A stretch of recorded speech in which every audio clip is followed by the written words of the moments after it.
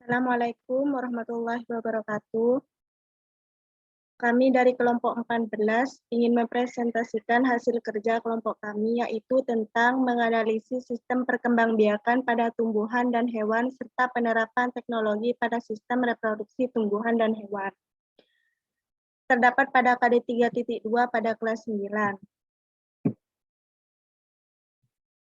Nah, di sini saya ingin menjelaskan tentang reproduksi pada tumbuhan.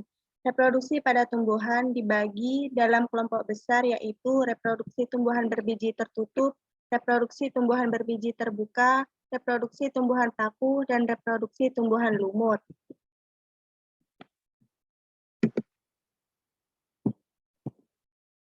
Reproduksi tumbuhan berbiji tertutup, Angiospermae, yaitu adalah tumbuhan yang memiliki ciri bakal biji berada pada ovarium. Reproduksi Angiospermae terbagi lagi menjadi aseksual dan seksual. Nah, reproduksi aseksual tumbuhan Angiospermae dibagi menjadi dua, yaitu reproduksi aseksual alami dan reproduksi aseksual buatan. Pada reproduksi aseksual alami sendiri terbagi menjadi yang pertama, yaitu rizoma. Rizoma adalah modifikasi batang tumbuhan menjalar ke bawah permukaan tanah dan menghasilkan tunas dan akar baru dari ruas-ruasnya. Yang kedua yaitu stolon. Stolon adalah modifikasi batang tumbuhan yang menyamping dan tumbuhan dengan tanaman baru. Yang ketiga adalah umbi lapis. Umbi lapis adalah sejenis umbi yang berbentuk seperti tumpukan daun. Yang keempat yaitu umbi batang. Umbi batang sendiri adalah tanaman umbi yang menggunakan batang sebagai menyimpan tanaman. Yang kelima yaitu kuncup adventif daun. Adalah tunas yang muncul dan tumbuh pada daun. Pada reproduksi aseksual buatan terbagi menjadi yang pertama mencangkok. Mencangkok adalah cara pembiakan vegetatif buatan yang membantu memperbanyak tanaman yang sifatnya sama dengan indukan. Yang kedua merunduk. Merunduk adalah teknik memperbanyak tanaman dengan membengkokkan ranting ke dalam tanah dan ditimbun dengan tanah. Yang ketiga yaitu menyambung. Menyambung adalah metode perbanyakan vegetatif buatan. Yang keempat adalah okulasi. Okulasi adalah cara meningkatkan mutu tumbuhan dengan cara menempelkan sepotong kulit pohon sehingga tumbuh bersatu dan menjadi tanaman baru. Yang kelima yaitu stek. Stek yaitu metode perbanyakan tanaman dengan menggunakan potongan tumbuhan tanaman. Reproduksi seksual tumbuhan Angiospermae sendiri terbagi menjadi yang pertama yaitu penyerbukan, yang kedua pembuahan, yang ketiga penyebaran biji, dan keempat perkecambahan. Penyerbukan adalah proses menempelnya serbuk sari ke kepala putik, dan dalam proses penyerbukan terdapat perantara yang membantu tumbuhan dalam melakukan proses penyerbukan. Perantara tersebut adalah angin, serangga, burung, kelelawar, dan manusia. Yang kedua yaitu pembuahan.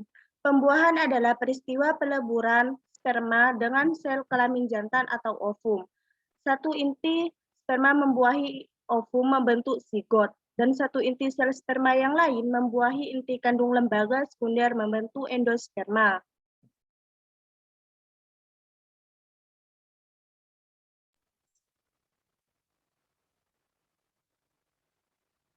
Next. Nah, lalu yang selanjutnya yaitu ada penyebaran biji. Sel yang telah terjadi pembuahan, bakal biji akan berkembang menjadi biji. Pada Angiospermae, biji terselubung oleh buah yang telah berkembang dari bakal buah ovarium.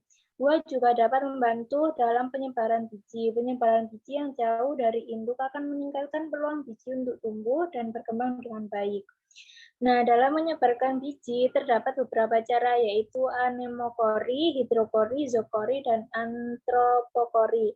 Anemokori ini penyerbukan biji dengan bantuan angin, sedangkan hidrokori penyerbukan biji dengan bantuan air, zookori penyerbukan biji dengan bantuan hewan, dan antropokori adalah penyerbukan biji dengan bantuan manusia. Lalu slide selanjutnya.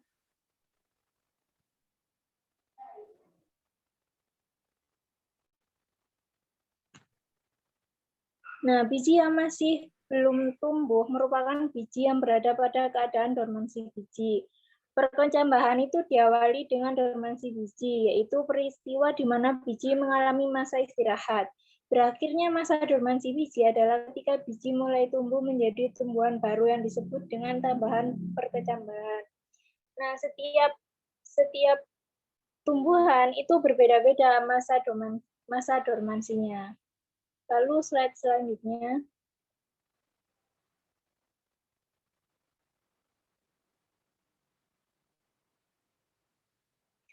Slide selanjutnya yaitu reproduksi tumbuhan berbiji terbuka atau gymnospermae. Penyerbukan pada gymnospermae terjadi jika serbuk sari menempel pada inang bakal biji. Serbuk sari akan tertangkap oleh cairan yang terdapat di lubang bakal biji. Jika cairan menguap, maka serbuk sari akan dapat masuk ke bakal biji dan terjadilah pembuahan. Tumbuhan gymnospermae dapat berproduksi secara aseksual, misalnya pada tumbuhan pakisaji dan pinus. Tumbuhan pakisaji dapat memproduksi dengan menggunakan tunas yang disebut bulbil. Tumbuhan pinus dapat berkembang biak dengan menggunakan tunas akar. Lalu slide selanjutnya.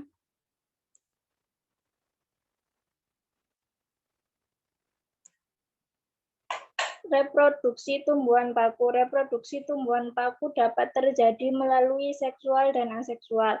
Seksual dapat dilakukan dengan cara fertilisasi dan reproduksi aseksual pada tumbuhan paku dilakukan dengan rizoma. Slide selanjutnya.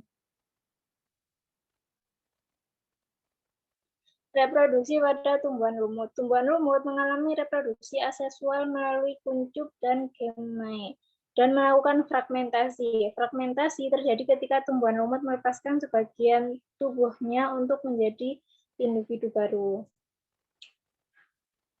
Lalu selanjutnya.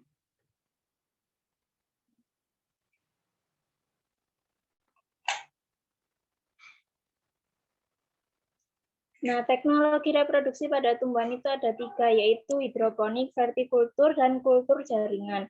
Pada hidroponik itu penanaman tumbuhan menggunakan nutrisi dan mineral dalam air tanpa menggunakan tanah. Jadi hidroponik ini tidak menggunakan tanah tetapi menggunakan air. Contohnya adalah tomat, timun, melon, dan terong. Pada vertikultur, penanamannya itu dibuat secara vertikal dengan tujuan untuk meningkatkan jumlah tanaman. Lalu yang terakhir ada kultur jaringan. Kultur jaringan itu suatu metode perbanyakan tumbuhan dengan cara mengambil suatu bagian dari tumbuhan tersebut. Seperti sel jaringan atau suatu organ tumbuhan, lalu dibudidaya agar bisa tumbuh yang baru.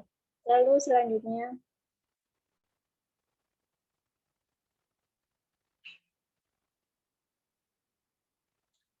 Reproduksi pada hewan dapat terjadi secara aseksual dan seksual. Reproduksi pada hewan yang terjadi secara aseksual yaitu dapat dengan cara membentuk tunas, fragmentasi, dan partenogenesis.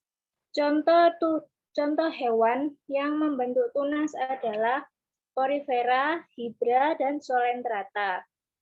Pada fragmentasi dilalui dengan cara 2 tahap, yaitu pematahan dan regenerasi. Pada proses pematahan itu terjadi patahan dari bagian tubuh hewan, lalu patahan tersebut akan membentuk suatu individu baru. Contohnya adalah planaria. Partenogenesis adalah betina yang memproduksi sel telur yang berkembang tanpa melalui proses fertilisasi. Contohnya adalah lebah dan semut. Reproduksi seksual pada hewan terjadi melalui 2 cara, yaitu fertilisasi internal dan fertilisasi eksternal. Proses fertilisasi internal yaitu proses peluburan antara inti sel telur dan inti sel sperma terjadi dalam tubuh hewan betina, sedangkan eksternal terjadi pada luar betina, proses peleburannya. Reproduksi seksual pada hewan terjadi dapat digolongkan menjadi 3, yaitu hewan vivipar, ovipar, dan ovovivipar. Pada hewan vivipar, itu hewan yang melahirkan. Embrio berkembang dalam rahim induknya. Contohnya adalah kucing, kelinci, dan sapi. Pada hewan ovipar, embrio berkembang di dalam telur, dan telur tersebut dikeluarkan oleh induknya dan dilindungi oleh yang namanya cangkang. Contohnya adalah ikan, ayam, burung, dan lain-lain. Contoh hewan ovovivipar. Hewan ovovivipar itu adalah hewan yang bertelur dan beranak. Embrio berbentuk telur tetapi tidak dikeluarkan.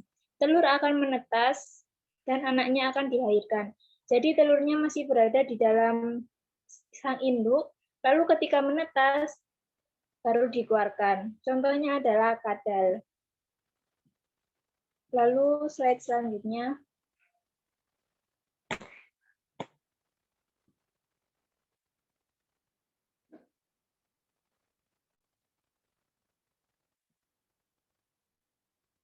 Teknologi reproduksi pada hewan contohnya adalah inseminasi buatan atau kawin suntik. Inseminasi buatan adalah proses memasukkan cairan sperma dari sapi jantan yang unggul ke dalam reproduksi sapi betina dengan bantuan manusia. Ini adalah salah satu cara agar sapi yang dihasilkan adalah sapi yang berkualitas, yaitu dengan cara inseminasi buatan. Slide selanjutnya.